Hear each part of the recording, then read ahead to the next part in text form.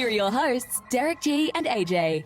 UFC 289, Amanda Nunes, she puts her line on the belt once again, and it was almost like divine intervention. First, we had the trilogy. We had Juliana Pena stepping up, injury takes her out. Now, the original matchup, Irene Aldana versus Amanda Nunes for gold. Can Mexico claim another title? That's the theme of today's program, folks. So welcome back to another episode of the Bloody Water Podcast. If this is your first time checking us out, my name is Derick G. I am your host, and joining me as always, couldn't do it without my man, the Santa Fe bomber himself, the New Mexico native, one half of the Great Bloody Water Podcast. Brother, how are you feeling today?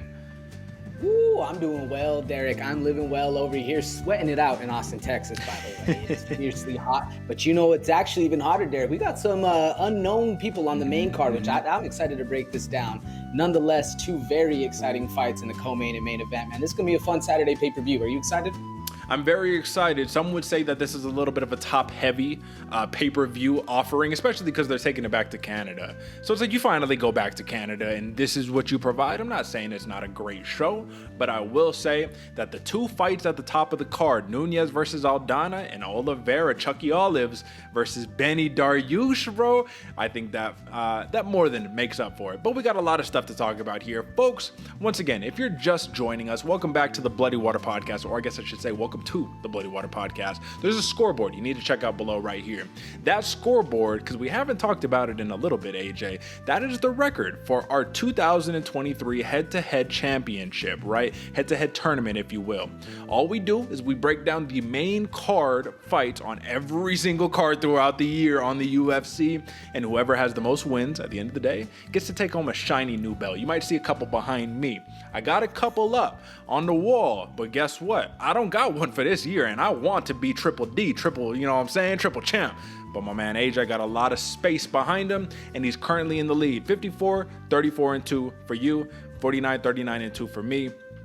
AJ, quick check-in before we jump into the fights. In a couple of sentences, man, how are you feeling about the tournament thus far? Derek, I'm still hungry, brother. I'm glad you kicked it over to me for this, because we're not letting the foot off the gas, folks. If you weren't with us last year, I had a lead on Derek going into basically the home stretch. And sure enough, my dog came back and actually snagged that belt right out from under me. So again, not letting off the gas. Not satisfied with the lead at all, brother. I'm very hungry going into this. And it's nice because I don't want to let the cat out of the bag, but we have some differing picks going into this, which makes it an exciting match always. I'm always excited for that Discord message to see where your picks are, see what your mind's thinking, and try to kind of get a little grasp on what the opposite end thinks. That's right. And I'll say this.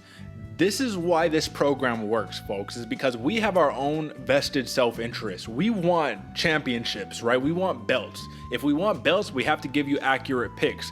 If we give you accurate picks, you win money. If you win money, you tune into the show. So this is a whole entire circle right here. Welcome to the ecosystem. It's your favorite fighter's favorite fight show, the Bloody Water Podcast. And with that being said, AJ, no more mincing words. Let's jump straight into the TLDR, brother. Let's get it. Folks, I'm going to flash this quickly. This is your UFC 289 bet sheet. If you don't want to tune into the show, you don't want to watch the reasoning and the explanation, shame on you, but I don't fault you. Take a screenshot, run over to your sports book, and then I want you to come back and thank us when it's all said and done. But with that being said, AJ, you know what we need to do. We need to talk about the consensus picks. And consensus, I'm going to flash it one more time.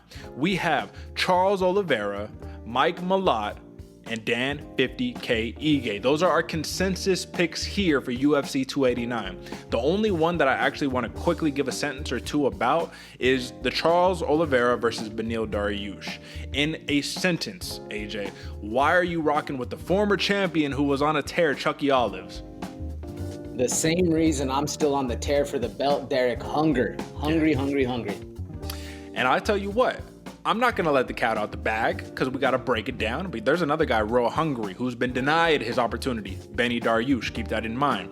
Now, when it comes down to the contention, the biggest fight of them all is where we have a little bit of an opposite perspective. You like the champion, Amanda Nunes, double champ, GOAT, if you want to call it, woman, greatest all time, whatever the case may be.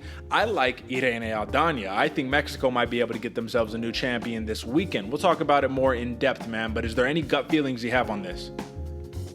Honestly, Derick, I think this is a lot closer of a fight than the odds led on. I'm a little nervous going into this one. We saw a chink in the armor. Will it be on display again? What about you, man? You nervous for the Aldana pick? I'm nervous, absolutely, man. But I think it's going to be a fight. And I don't think Amanda Nunes has had a real fight since the Juliana Pena fight. But there was a lot of lingering stuff that went into that. Neither here nor there. Eryk, ya boy Anders versus the Power Bar, Marc-Andre Barriult. This is going to be a very, very fun fight. I'm leaning Anders on this one. It looks like you like the Power Bar. I'm just going to give a quick take on this one. Don't count out your boy. Coming into 20 UFC fights is his goal. My man is 15 fights deep. Come on, brother. I think that we're going to make this one interesting. What do you think? Ooh, and folks, if you haven't, I'm giving a quick plug already. Twitch.tv/Santa Fe Bomber. I broke it down, and it's a lot harder of a pick than just choosing A or B. Don't doubt your boy, but also Power Bar is coming to play. This is going to be a very fun fight to open up the main card. That's right. So that was your little consensus for the main card. You want to find about sleepers. You want to hear about the sleepers of today, the stars of tomorrow. You want a full analysis on the picks? Stay tuned. You want to dip out? Like I said, just drop a subscription, subscribe to the YouTube channel, and thank us in the comments after we win you some bread. But AJ, with that being said, let's talk about a championship fight, brother. Let's get it. Here's to another main card breakdown, courtesy of your hosts, Derick G and AJ. The Lioness, Amanda Nunes, puts her title on defense again against Irene Aldana. And AJ, I think something that we have to mention is going into this fight, the pre-fight presser, Amanda Nunes says, I really gave serious consideration about retiring. But you know what? That means I'd leave my belt with Juliana Pena. And I'd leave it with anybody but Juliana Pena. No, anybody else could have it, but she can't have it. Well, there is another person that wants it, and that's Irene Aldana. So when you have a hungry young competitor, not young, Irene Aldana I think is actually older than Amanda Nunes, but what you know what I mean experience-wise, right? When you have someone hungry who hasn't tasted gold in the biggest stage of them all, and they get an opportunity where there is a win-win situation here, there's nothing to lose for her at this point. She's a replacement fighter in this bout. How does that make you feel about the current standing champion who almost has nothing left to prove? Oh, Derick, I'll kind of answer it with the same kind of question, man. There's a reason, I guess not really a question, a statement. There's a reason why in the interviews with the prelim and Amanda Nunes, they asked about so many different female fighters going into it because it's kind of just up in shambles. It's up in air. It doesn't really give a lot of weight or gravity to the situation that's presented with those belts, man. And I'm not sure if Amanda Nunes kind of said that just as a dig because she really doesn't like Juliana Pena, or she's also trying to stir up some kind of commotion in the division so that way you can get a little more shine, get a little more money your way. I mean, I agree. No, a lot of people were thinking the retirement was coming, but I'm glad to see the Lioness back. Do you think it was all a sham, though, Derick? I think that petty levels were off the chart. I think she was definitely trying to plug in that, like, I don't, and because she said, she was all like, yeah, man, and I'll kick Juliana Pena's ass whenever I want. I was like, she's the type of fighter that, let's say she retired and then Pena somehow got the belt. She comes out of retirement just to beat Pena and then re-retires. Like, that's the type of petty levels we got here. But I also think that there is something to the nature of Amanda Nunes has beat everybody there is to beat. What are we talking about? You know what I mean? Featherweight championship, we don't need to bring that into consideration. You beat Cyborg, you beat Holly Holm, you beat Juliana Pena, you beat Valentina Shevchenko multiple times, you beat Raquel Pennington, you beat everybody. Raquel Pennington and Aldana are like the two people right now who could vie for that belt besides Pena, and you already beat these people. So what do you have to prove? And I think that's going to be the storyline coming into this one. What she has to prove here is that she can beat an elite striker who is huge in terms of a bantamweight matchup. Last time that Amanda Nunes fought somebody really big, AJ, it was Cyborg, right? And that's 145 pounds. Now you have new stiff competition here. And my question to you is, how does a not particularly prime Amanda Nunes any longer mix into these older elder statesmen-like champions who have been getting their belts ripped away from them left and right? Valentina Shevchenko, for an example. Was she losing her fight against Grasso? No, but one mistake, and boom, that was it. What do you make of that? Yeah, you're right, Derick. And Amanda Nunes falls into that category.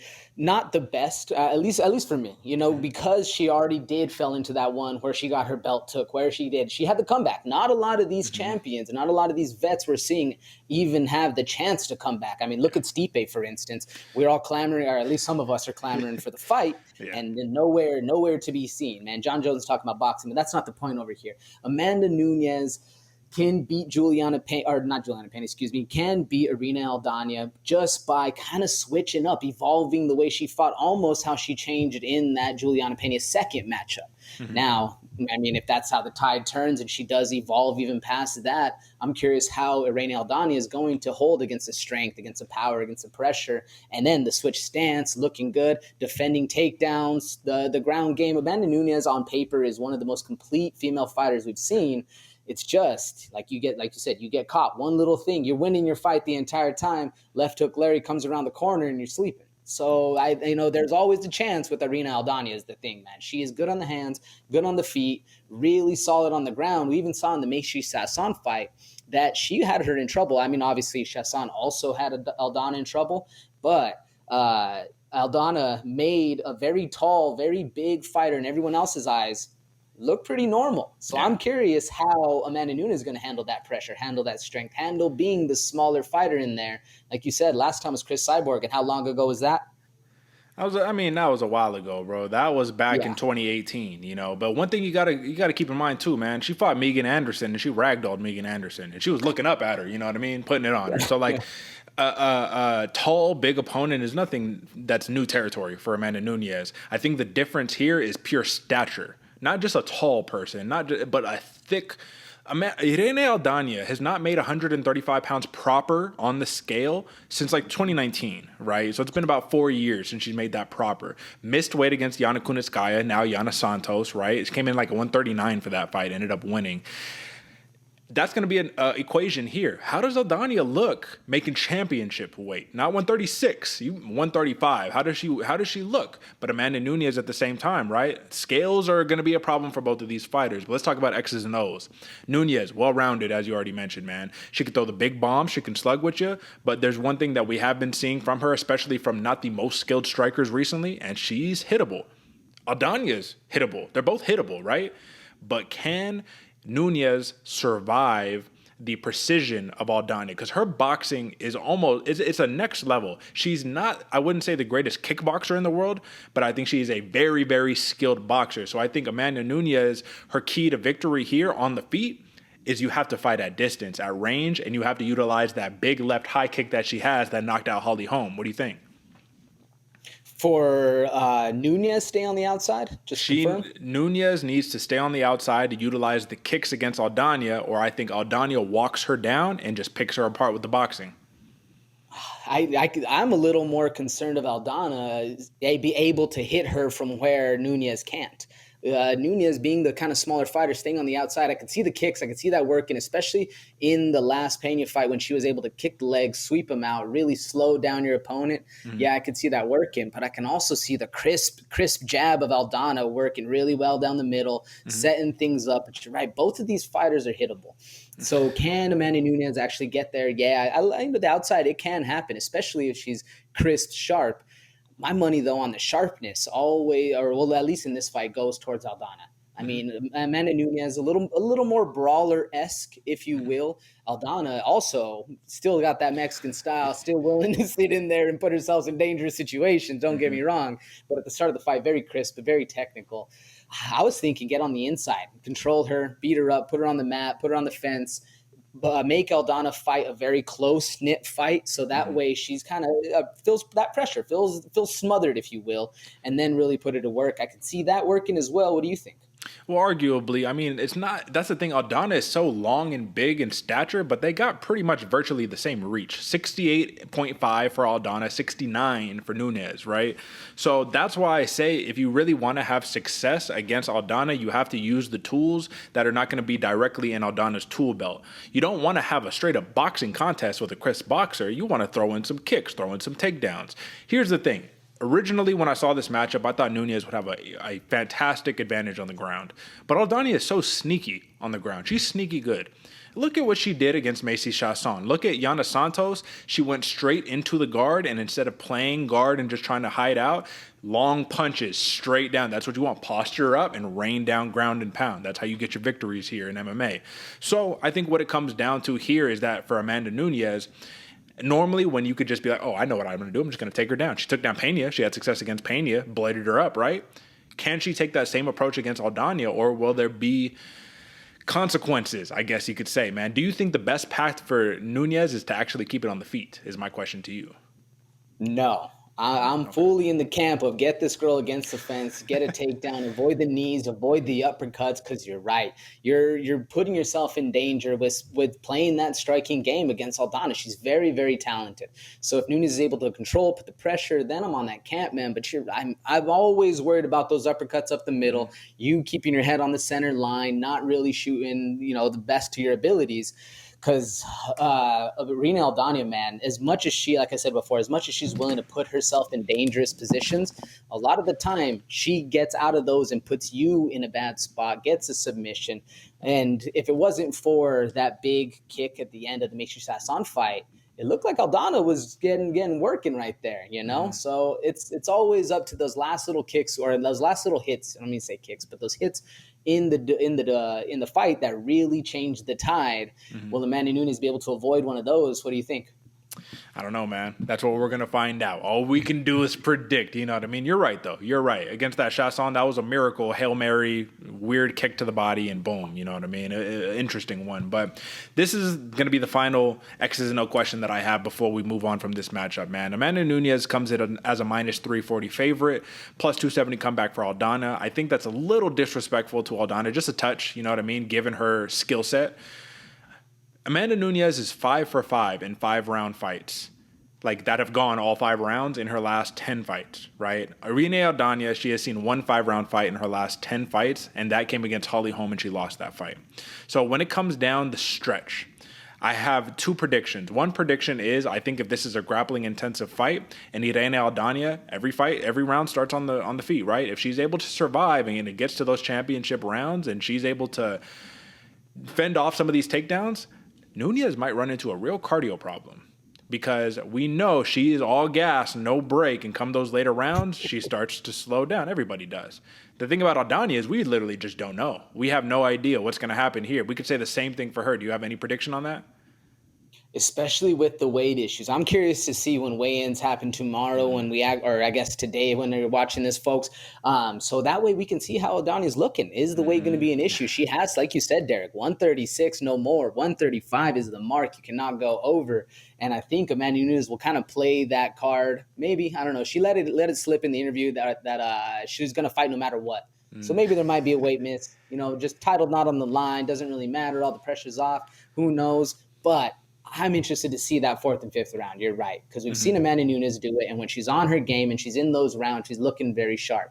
What happens when you're eating 1s and 2s at range? You can't get close. You can't touch your opponent. You're bloodied up. Then Aldana's coming in with the pressure, throwing stuff down the pipe. That's an exciting fight for me. That's what I'm looking forward to. Really test each other's mettle in there, make it a scrap. Let's have some fun.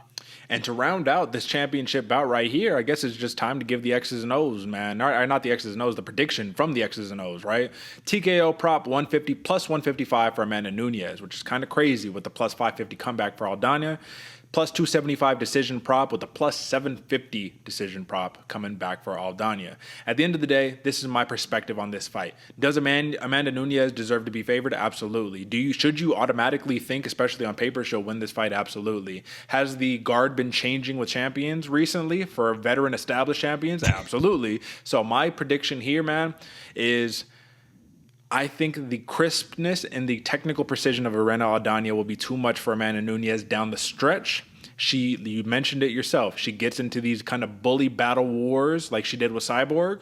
All Cyborg had to do was clip her one time, and the outcome could have been completely different. If she gets into that one, give me Aldana. Give me the plus 550 TKO on the great lioness Amanda Nunes. I love me some Amanda Nunes, but give me Aldana. TKO round 4. How do you see it?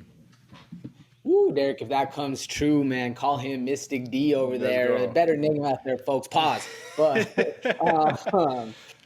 man, that's, 550. That's a steal for Aldana because that's the way I see it going, too. I'm curious, before I give mine, Derek, that plus 800, I see Aldana working some submissions. Do you think she's actually able to? Do you see any value in that plus 800? I do, only in a choke scenario. There's no other scenario I see that coming in, and I do not think Amanda Nunes gets got again off of another miraculous choke. All right, man. I agree with you, but I do like the ground game of Aldana. But I will say, man, that plus 155 TKO does look juicy. on the Amanda Nunes side. I'm actually going to rock with the decision, though. Give me 5 rounds. Give me a war. I think Aldana can survive. At least when she gets in danger, she'll be able to put something up that is a little bit of opposition, So give me Amanda Nunes. Give me the decision. Let's rock. Fair play. Amanda Nunes decisioning a replacement fighter. Not going to be the best look, but hey, a win is a win is a win, especially when the belt is on the line. So, AJ, I know we just talked about our main event, our championship bout, but you leave it to the fans, and you would think that this is our main event right here. Charles Oliveira, Do Bronx, Chucky Olives, the number 1 contender in the lightweight division, comes up against the biggest dark horse the lightweight division has seen in I don't know how long. We've been talking about this guy for how many years. He's been denied his title opportunity time and time and time again. And AJ, I have to start this off with a quick conversation in regards to Beniel Dariush. Context-wise, I've been rooting for this guy for a long time. I've been saying he's the guy that can get the belt. I've been picking him in these fights that nobody's picking him to win, and he's winning the fights. Well, guess what? Sometimes the promotion that you fight under puts you in a position to where you win all of these against the odds fights, and then you finally run into that brick wall that you might not be able to overcome. And guess what happens? If Beniel Dariush loses this fight, do you think that he's still in title contention? I don't think so. I think the UFC says, we didn't even want to give you the title shot in the first place. Now you're absolutely out of it. Does he deserve that? No. This dude is in another promotion, this dude would be the cash cow. You know what I mean? He just got to talk a little more, on the mic and all that. Do you agree with what I'm saying here when it comes down to you get tested, you passed all the tests, and then finally it's the brick wall, and that stops you from the ultimate test, the championship? What do you think? Yeah, Derick, I agree with you. And some would call that the ceiling. Is Charles Oliveira's ceiling, or is it the Chucky Olive ceiling? Can Beniel Dariush actually surpass it? Willy Wonka his way to this, the stratosphere? I don't know, man. I'm with you, Derick, 100%. I've been rooting for Dariush for a long time, even before the Drakkar close fight, where he proved that he is the dog amongst dogs and really earned the respect of us hardcores. Beniel Dariush, man, has actually, surprisingly to me, a lot of fandom that's kind of coming out of the woodwork, at least on Twitter, which is good to see, man. It seemed like this guy was not getting a lot of love besides a very few of us. So it's good to see Benny has some fans out there as well. But, man, it seems like a lot more people are clamoring for Chucky Olives out there. So yeah. Can it happen? Is Beniel a better jiu-jitsu player? Arguably. Is he a better striker? I think so. Is he more powerful? Yeah. Does he have a better chin? Yeah, I think he's more of a dog. Now, does all of that come to fruition on fight night? That's the big question I have, Derick.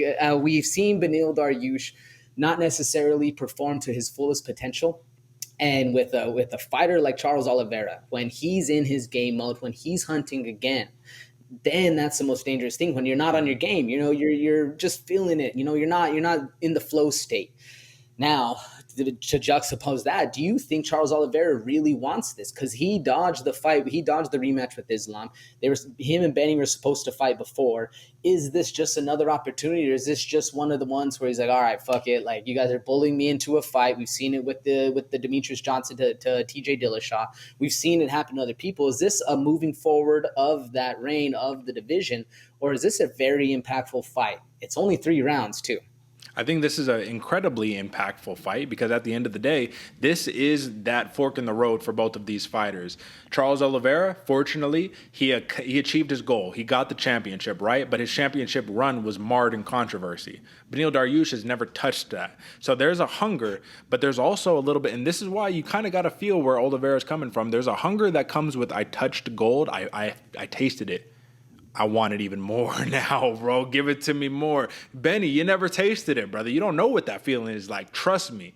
I need that back, right? I need everything that comes back with being a champion. I need my pay-per-view points. I need all that, right? And that's the thing, man. Beniel Dariush really does strike me as a guy of if he never got a championship opportunity, he'd be fine just working everybody that comes in his path, man. He strikes me as that type of guy. Charles Oliveira strikes me as I need that belt. That's what I need. But that doesn't matter because when we're talking about the actual fight, this is what makes it a scary fight. Both of these dudes are used to being able to walk forward with reckless abandon because what's the worst thing that happens? You take me to the mat? All right, that's where I want to be anyways. So when both of these guys, 2 grapplers that do that, normally we see a kickboxing match. Well, tough part about this is that Oliveira, phenomenal Muay Thai practitioner, Benny Dariush, incredible kickboxer. I mean, it's almost like you can't even really put a grappler versus grappler strike. You can't put any of that. What do you call this matchup? The intangibles versus the intangibles, Derick. What's going to happen here when fire cancels out fire, ice cancels out ice? We're meeting the Snow King, wherever the hell the Game of Thrones name was up there, Derick. What happens when the blood starts flowing, when the intangibles actually occur? The X factors, really. I mean, we know Benny has that ability to kind of bring out that dog in him. That's really one of Benny's intangibles. But what do you think, Charles Oliveira? What can he pull out of the depths to really change the situation? Because if you're talking to Benny Dariush, he's not scared of any part of Charles Oliveira's game. Arguably, Charles Oliveira, like I mentioned before, has a little bit of a tendency to have a glass chin. Not necessarily saying he's going to get finished, but he's going to get clipped. If you get clipped by Benny Dariush, boy, it's going to be a long night or a short nap. Either one. What do you think? Here's my only pushback. Charles Oliveira he's gone decision one time in his last 10 fights, right? 8 of those 10 fights, or I guess I should say 7 of those 8 fights, he has won by finish, right? He's a finisher. That's what he does.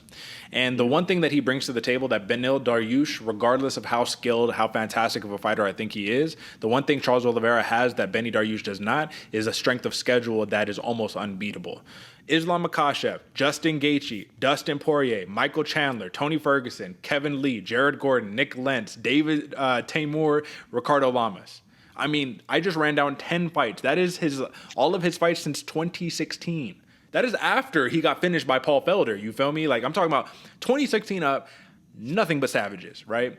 For Benny Dariush, the real namers you got to put in there, Thiago Moises, Drew Dober, Frank Camacho is a great fighter, but we're not going to count him. Drakkar Klose, we're not really going to count that. That was fantastic. Scott Holtzman, retired now, so that was good, right? Diego Ferreira, Tony Ferguson, Mateusz Gamrot. Gamrot is the big key that everybody is going all crazy saying, look at how good Dariush's jiu-jitsu is. The difference is Oliveira uses the hands, opens you up for the submission, chokes you to sleep. Dariush, I think, is more of a fundamental technical wrestler jiu-jitsu practitioner who can just control you and just win scrambles. All of that being said, man, do these guys clash in the middle of the cage, or who is getting the front foot? Who's leading this dance? I don't know. I don't have an answer. Who's leading this dance? I'm thinking Benny. Benny's going to be the one that hits just a little bit harder, just a little bit faster. I mean, we could all be proven. I could be proven wrong right there, and we see Charles Oliveira throw a front foot up the pipe and actually catch him. But personally, I think the power and the pressure that Benny presents is actually going to be able to have Oliveira on that back foot. And honestly, Derick, Oliveira is dangerous on the back foot as well, so it's not necessarily the worst place for him. But I do think we're going to see that fire versus fire mix-up happen where they're just going back and forth, looking for a foot battle, trying to find a way to enter, making a lot of reads. But this is a 3-round fight. Which of the two fighters do you think it actually benefits more? Because personally, I find Benny to be a little more intellectual of a fighter, where he's going to be making reads, he's going to be seeing things, he's going to kind of play the chess game, if you will. Oliveira, he's foot on the gas. He's going. He's going to be coming at you very hot. I think 3 rounds benefits him. What about you? 100%. Charles Oliveira. You watch him, he walks you down, and he does whatever he wants, right? Yeah, does that mean he gets clipped in the process? Here's my thing, bro. If you're willing to walk down Justin Gaethje, get clipped by him, and then keep standing up and keep walking him down and not care, same thing for Dustin Poirier, same thing for Islam Makhachev. If you're willing to do that against these guys, why wouldn't he be willing to do it against Beniel Dariush? So I think all of this to say, this is the real question that we should have, and then we'll dip up out of this matchup. Does this fight end in a decision, or does this end in a finish? This one's a finish all day. Like you said, 1 out of the last 10 fights for Oliveira, 4 out of the last 10 for Dariush. Those are the only decisions on the board, man. 5 out of 20. I don't know exact math, Derick, but somewhere around 20%, 25%, whatever it is. This isn't a math podcast, folks. But if this one's ending in a finish, brother. All right, well, I'm going to give my pick, and I want Charles Oliveira, but believe it or not, I'm going to go with the chalk. Give me the submission, plus 350, bro. And you would be like, you're going to submit Beniel Dariush? Yeah, right. Listen, man, all it takes is one shot to open you up, and he's underneath your chin. You know what I mean? All you need is that arm bar. You see, these guys are both finishers. Someone's getting finished, and to do it with jiu-jitsu will make it that much more disrespectful in a good way. You know what I mean? So give me Oliveira, give me the submission, and I actually want early round 2. How do you see it? Ooh, early rounds. Let's go, Derick. The last one to submit Charles Oliveira, man, the great Frank Camacho. So it's been a while. But if there's ever somebody to get it done, or not, yeah. The last one to submit Benny Dariush, excuse me, Frank Camacho. If there's anyone else to get it done, it is Charles Oliveira. Oh, man, I can't take the submission, though. Give me that TKO. I think they're going to be able to cancel each other out, and give me a round 3. I'll take the late rounds, brother. Fair play. And just because we pride ourselves on being accurate, you know what I mean, elder statesmen, when it comes down to that, I have to correct you. That is absolutely not true, my friend. I do not believe that Frank Camacho did submit. Let me see. The last person to submit him was actually Michael Chiesa. Rear naked choke, 2016. So there we go, my friend. Beniel Dariush? Beniel Dariush. The one that I'm looking at. You're correct, Eryk. That's a win on the book. I read my notes wrong. That's all right. So with that being said, give us Chucky Olives. I mean, I got the submission. He got the TKO. We got to finish. That's what matters. And with that being said, we went long-winded, 30 minutes on 2 bouts. Let's speed through a couple of these other ones, brother. We have proper Mike Mallet versus Adam Fugitt, man. And this is going to be a fun fight. In all honesty, there's a reason these guys are placed on this docket, on this, section of the docket, I suppose. And it's because both of these guys, once again, they're finishers, man. And they're not just finishers. Look at Mike Mallet. A lot of first-round finishes. Look at Adam Fugitt. A lot of first and second-round finishes, even a couple third-round finishes, right? So when it comes down to it, the thing that really interests me is that decision prop, the same, plus 450 for both of these guys in the welterweight division. TKO prop, virtually similar, plus 240 for Mallet, but we know he's more of a, I want to take you down, I want to grind you out, submit you, or ground and pound. Adam Fugitt, real stopping power on those shots. He hits you, you might not take well to those. Plus 350 for the TKO for him. So that's the interesting thing, man. Submission-wise, plus 1,200 for Fugitt, plus 250 for Mallet. Now that we've rounded out these prop bets, I think at the end of the day, you have to look at it like this, man. Who has a better chance of controlling where this fight takes place? I think it's as simple as that for this matchup. Who do you think has the most ability to control where this takes place? That's actually a simple question, Derick, but a little bit harder of an answer for me because all around Mike Mallet is the more well-rounded fighter. He has great kicks, great punches, great takedowns, great on the ground. He is a well-rounded fighter, man, MMA practitioner. Adam Fugitt needs a little bit more work on the feet, but this guy's also very talented on the ground. He has that more of a wrestling style approach. Took his first fight on 9 days' notice. This guy can work in that game. I just think he gets outclassed here. So that's why I'm rolling with Mike Mallet, especially like you're saying, who's able to control that issue. I'm honestly a little bit blown away by the plus 1,200 on Fugitt. I mean, the tape that I was watching, this guy is good on the ground, man. And in fact, seems more comfortable on the ground. He wants to take you down. He wants to control you. So the plus 1,200 might be a sleeping dog, but I don't really think so. Mike Mallet is very, very talented. What do you think, Derick? I think that Adam Fugitt gets discounted a little bit because in his UFC debut, which he took on short notice, he got finished by Michael Morales, right? So I think that coming into it, they're like, look at this guy. He's not that good. He lost his debut. You'll do whatever you can to get a contract, right? Even if that means taking a loss on short notice, whatever the case may be. Now, I agree. This is one of those on paper, yeah, you're going to side with Mike Mallet. Minus 210 favorite. It's pretty clear, cut and dry, right? The reality of the situation is that Fugitt could turn this entire fight around with one shot. This dude has real stopping power. That's my best critique to him is when I see him hit dudes, it's just like, yo, you demoralize people in a way when you touch them. Now, look at the dude that he fought last, Yasko Kinoshita, and I probably butchered that. I know that's supposed to be a fantastic Japanese last name. I'm pretty positive, but I butchered that terribly. Look at how he ended up winning that fight, man. Homeboy that he was fighting, Yasku Kinoshita. I'm sorry. I'm okay. Let's move on. I'll help you out, Derick, because I watched this fight. Yeah. Kinoshita. There we go. Kinoshita. Either way, I heard it the other way, but it's all right. This dude is a actual stud. He was really hyped up coming into this fight, right? And what did he do? He put the pressure on Fugitt the whole fight. But Fugitt's like, all right, come on, keep coming. Now that gas tank drains a little bit. All right, now I'm going to work you. Do we see that happening to Mike Mallet in this one? No, Mike Mallet is too talented, too poised. He has the look of a very comfortable fighter in there. I mean, not undefeated, right? Let me look. 9-1-1. So he's lost it. So he still has a little bit of humility to him. But man, he's confident. So confident. His first fight, homeboy's fighting chin up in the air, wide stance, karate style, Dusko style. But second fight, he comes in, chin tucked a little bit. So he's able to learn and grow. And I think Mike Malott is too challenging. Although in that fight you're talking about it, Kinoshita, however we say it, he was losing that fight until he won the fight. Yeah, I mean, it was a hell of a, what was it, TKO by elbows. That's right. He mounted him. Down. That's where the ground game comes into control too, man. Fugitt is good on the ground, and when he's on top, his pressure game is very, very impressive. So is Mike Malott. That's a compliment I can give to both of these guys.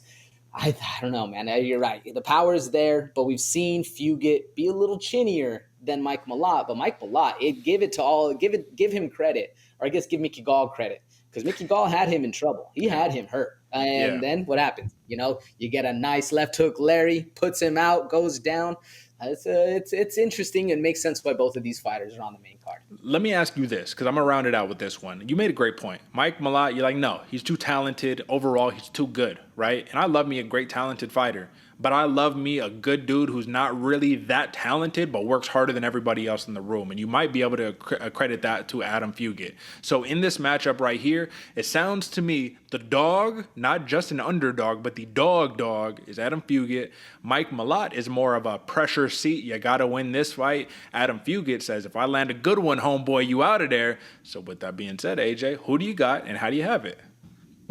I agree with you, Derick, on that one, but I'm still going with the talented Mike Malott, man. And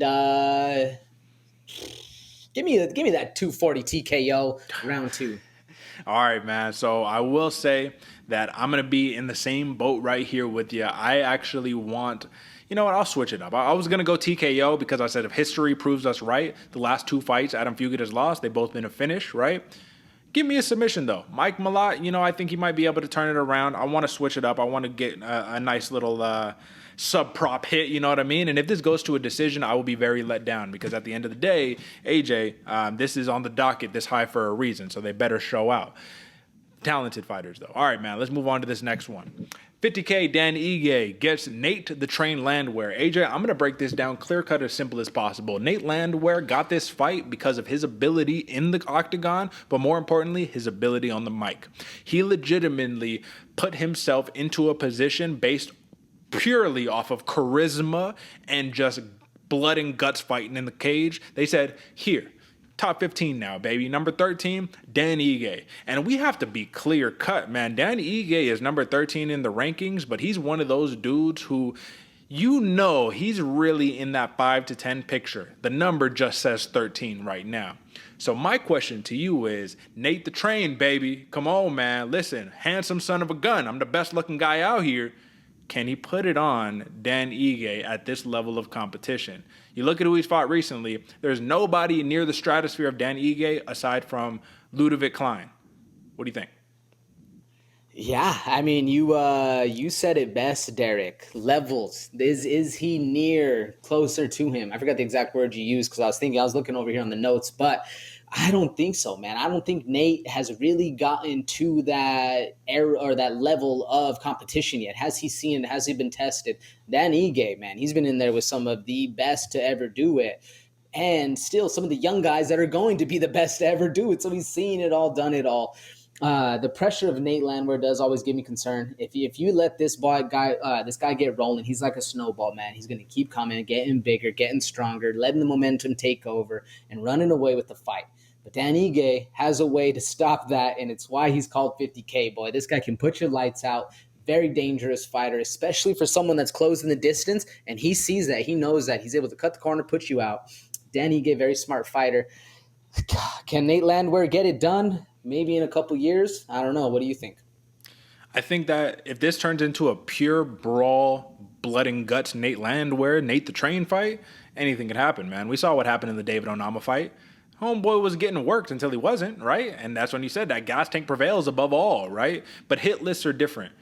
Dan Ige, let me remind the great folks at home. Dan Ige, we're talking about Mirsad Bektik, Edson Barbosa, Calvin Cater, Gavin Tucker, Korean Zombie, Josh Emmett, Movsar Evloev, and Damon the Leech Jackson, all in a row.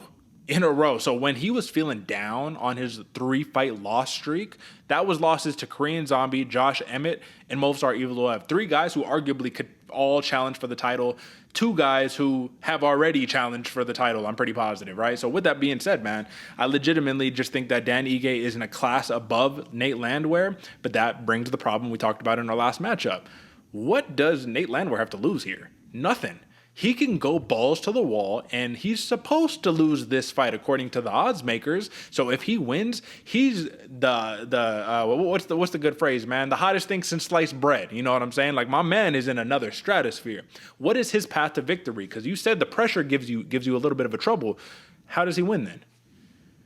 Ooh, work the pressure, work the knees, get this fight to the ground. I mean, correct me if I'm wrong, Derick, but Dan Ige is a little more dangerous on the feet. I mean, yeah. He's well-rounded. Yeah, he's a very dangerous fighter in his own right. But you put this boy on his back. You control him. You put the pressure. Don't let him sit up. Don't let him work anything. So I don't see Dan Ige really using his feet in the jiu-jitsu game, but he's just going to stay down there, hopefully work some elbows, work a finish, something like that. But if you're going to cross in on him, watch for those counter strikes and duck out of the way. Do you see another path to victory? For Nate Landwehr, I'm trying to rack my brain and be like, how do you get it? You make it dirty, man. It's got to be a dirty, ugly barn burner fight. And Dan Ige has that Matthew Semmelsberger, semi the Jedi stopping power in his shots. And I just think you take too many of those. And listen, this could earn, if you're listening to my picks, this is going to be one of the best cards of the year. Because I got Dan Ige, give me a TKO. Give me a TKO, because I don't think Landwehr leaves anything in the octagon in this one. I think this is his moment, and he looks to capitalize on it. And if he's got to take one to give one, I think he does it. We know that he does it. But can he withstand the right hand of Dan 50K Ige? Not a lot of guys can. I'll say that. So I want actually a first-round TKO Dan Ige. Ooh. Yeah, it makes sense. At plus 150, Derick, it's hard not to choose that. And in fact, folks, if you're putting money on this one, go with Derick's pick on that, because I'm taking a little bit of a ballsier route, man. I see him working the fight, getting it done, dropping Nate Landwehr, putting the pressure, rear naked choke. Give me the submission. Give me round 3. Okay. Give me a late one, but give me a gas tank war, man. This is going to be fun. Dan Ige, submission, round 3. And you heard it here first, folks. That is the last consensus pick. And on to the fight to open us up. But also, man, just another contentious pick right here. We got the power bar. Marc-Andre Barriult coming off of a fantastic finish against the Cuban Missile Crisis Julian Marquez. And then you got Eryk, your boy Anders, coming off of a fantastic finish against a fighter who hasn't, I guess, aged that well, Kyle Dawkins, no longer in the UFC, but Eryk Anders was the crux to kind of close that show, right? He hit him with the big shot, dropped him, and that was all she wrote. Now, this is another one of those almost clone matchups to me, AJ, where both guys like to be on the front foot. I would say Eryk Anders is a little more patient than Marc-Andre Barriult, who I think will be able to beat Anders in not only the speed department, but I also think he'll be able to beat Anders in the angle department. If you watch Eryk Anders, you'll notice he's a little stiff, but he's still able to get win after win after win. What do you make of Eryk Anders being able to legitimately compete at light heavyweight the way that he did, and is now saying, I'm revitalizing myself, I'm really cutting the weight. 185, we crisp, clean, and ready to go, because that power clearly translates. What do you make of it? Well, that's where not necessarily the stiffness, but the kind of plodding style that you're talking about. I agree with you. I think Barriult is a little more crisp on the feet, more technical. He's able to out-corner him, outmaneuver him, and speed-wise. But that power, those leg kicks, bro, those leg kicks that Eryk Anders throws, I believe it was his loss to, let me make sure, where is it? Where was he? Khalil Roundtree. There we go, Derick. I was over here stumbling over here. The Khalil Roundtree loss really changed your boy Eryk Anders for the better. I mean, this dude, that's where he became patient. That's where he became a true mixed martial artist fighter, man, and grew a lot and still growing to that. And arguably, I mean, maybe just because I'm a Dawkins fan, without the headbutt, that fight could have ended a little different. Kyle Dawkins had the speed on him, didn't necessarily have the power, didn't necessarily have the wrestling or anything else, but it was a big moment in the fight. power bar. It seems like he could withstand that. If you withstand the bombs that the Cuban Missile Crisis is throwing at you and you're still able to come back, cut him up, dirty him up, make him basically quit on the feet and have the ref step in because he's just too stubborn to actually go down. Man, that's a dangerous fighter right there in both of these dudes. And in fact, this one is a lot harder to pick, basically even money, on the odds makers. Very hard for me to pick as well. For a long time, I was going unders. But then power bar just has that little bit, and like you said, not necessarily speed, not strength. I mean, or not speed, not agility, not technique, but just that kind of pressure where a counter striker can make things work in tight holes. And that's where I like power bar in this fight. What do you think?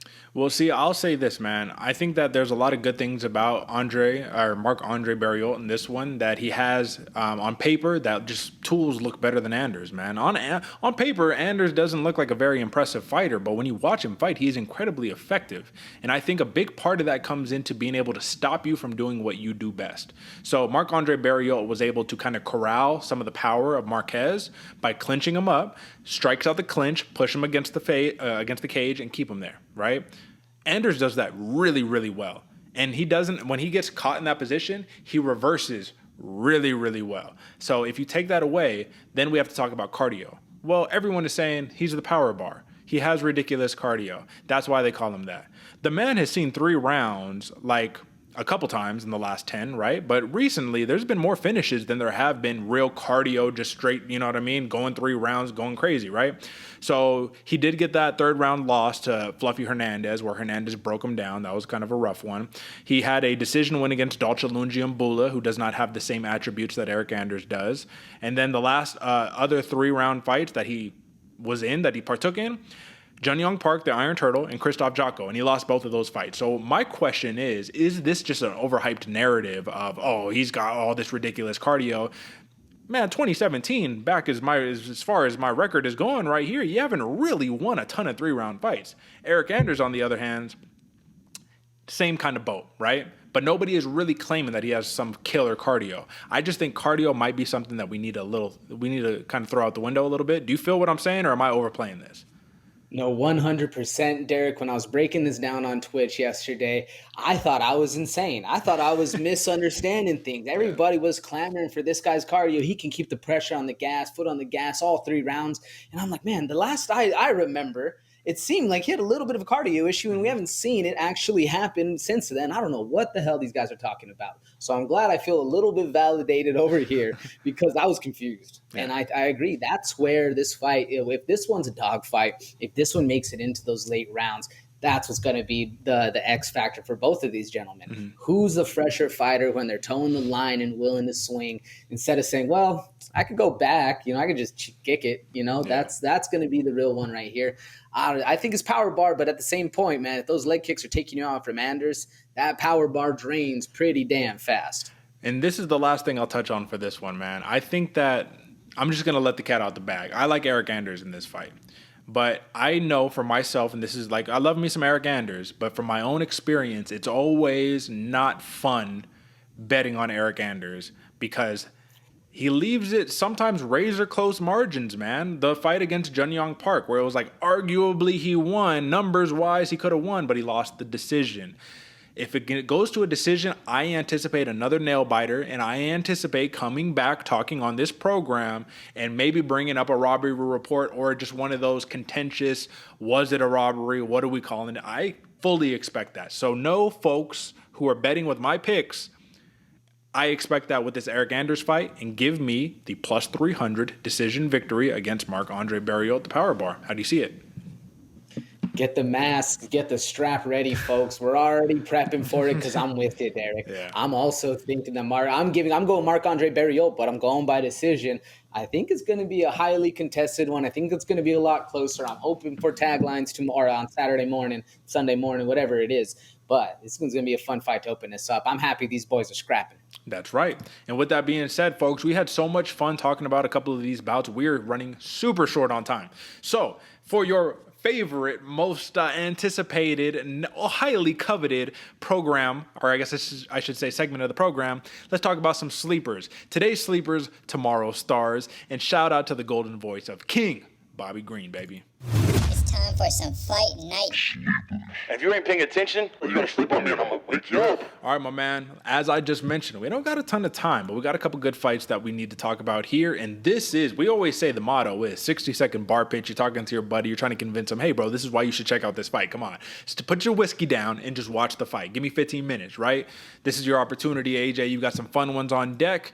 And we're talking about Blake Bilder versus Kyle Nelson. Both some fun fighters. I will know how to pronounce this man's name after this weekend, but AJ, take it away. This is a fun fight, Derick, and a quick one.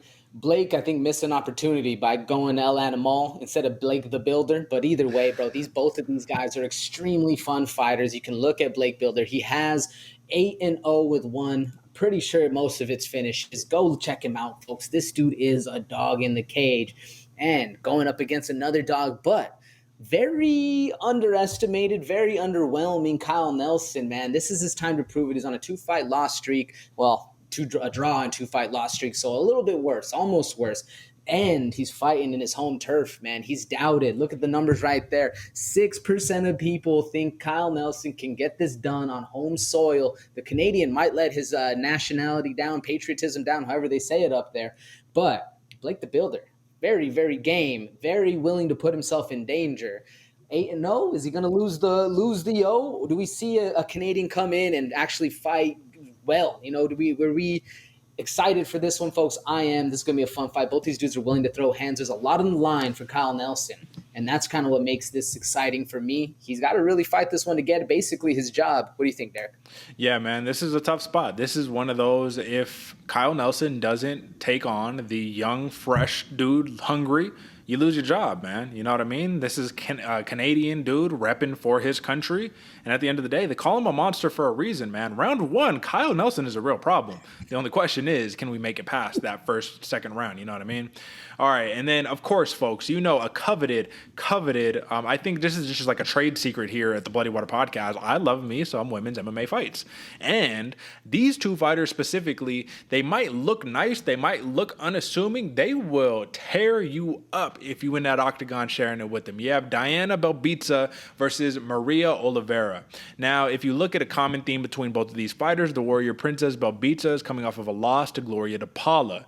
If you look at Maria Oliveira, the Spider Girl, she's coming off a loss to Vanessa Demopoulos, right? So you're probably thinking, why is this a sleeper fight? It doesn't look too impressive on paper.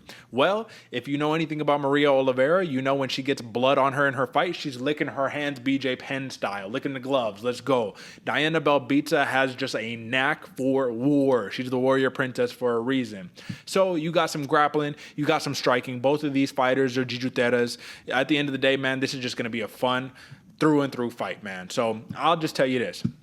You don't got to believe me. I don't got to go into stats. I'm telling you right now, this is the first fight of the night. And AJ, what does it mean when it's the first fight of the night? That means the UFC, the company, the promotion, believes they're going to kick the night off with a bang. Am I right?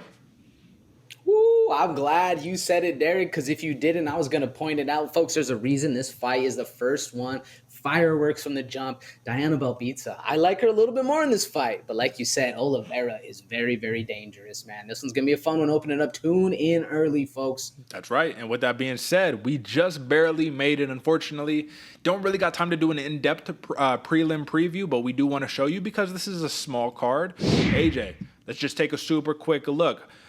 We don't got to talk about these, but fights that people should watch out for. We mentioned it, I believe, off air. I don't know if we talked about it on air, but Chris Curtis, the action man, he gets relegated to the prelims again against Nasruddin Imavov. Literally 2 top 15 fighters in the middleweight division. Who are you leaning towards? Ooh, I'm leaning with Chris Curtis. I'm glad they're actually in the featured prelim, but give these boys a main card shot. I like Chris Curtis. What about you? This is going to be a tough one. I love me some Chris Curtis.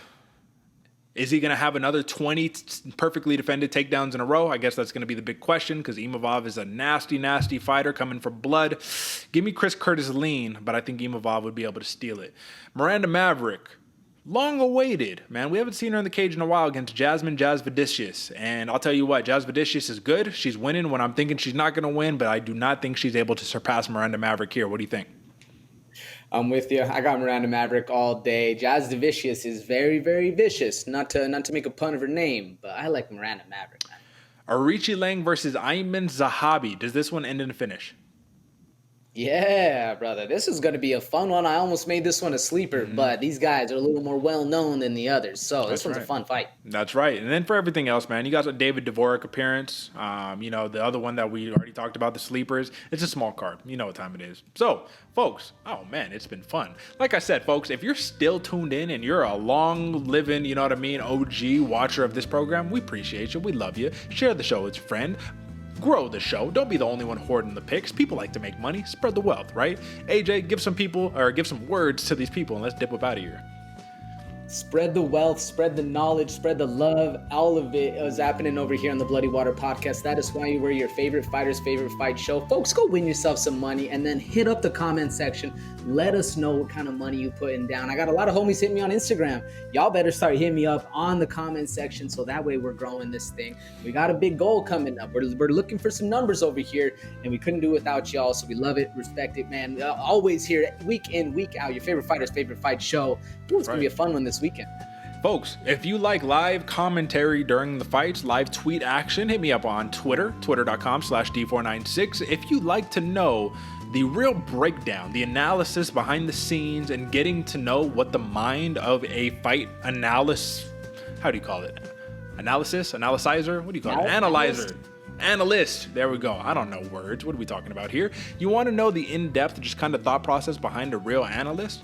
You got to go hit up my boy AJ on Twitch, twitch.tv/Santa Fe Bomber. Once again, tell a friend to tell a friend. Let's get my man some numbers. AJ, what's the number you're looking for on Twitch? Woo, 15 more, Derick. I need 50. That's it. 50. Come on, folks. Go over there. I know it's a gaming platform. There might be some gaming happening. There might be some art happening. But like Derick said, if you want an in-depth breakdown analysis of what I'm thinking as these fights are going, reads, timing, cadences, all the kind of stuff that goes into the striking aspect of the sport, come holler at me. And if you want a little input as well, there's another comment section. You go jump in. We can actually have that live back and forth. That's what's the most fun about it, man. Hop over there, like Derick said, twitch.tv/Santa Fe Bomber.